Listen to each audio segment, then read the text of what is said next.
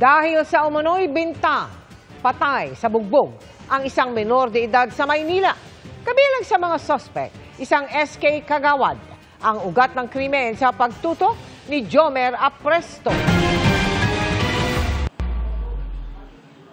Sa kuwang ito sa tapat ng Barangay 894, makikita ang 15 anyos na si alias Lay kasama ang kaibigan niya na nagsusumbong sa mga tauhan ng barangay. Idinudulog nila noon ang nauna ng insidente ng panggugulpi umano ng SK Kagawad sa isa pang menor de edad nilang kaibigan na naiwan sa parke.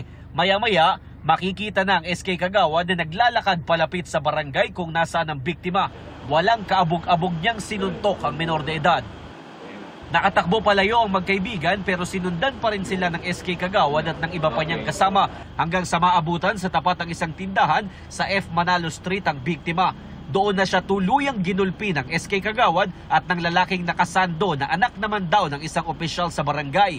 Habang ang iba pang lalaki sa video, mga tauhan din daw ng barangay na aawat lang sa gulo. Hindi na maaninag sa CCTV pero bigla umanong nawalan ng malay ang biktima at bumulagta. Agad umalis ang dalawang sospek at hinabol naman nila ang kaibigan ng biktima.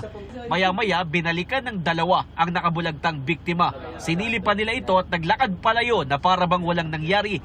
Sa kuha namang ito, pinagtulungan ng buhati ng biktima para maisugod sa ospital. Sa ngayon ay nakaburol na ang biktima. Base sa autopsy report, traumatic head injury ang ikinamatay ng biktima.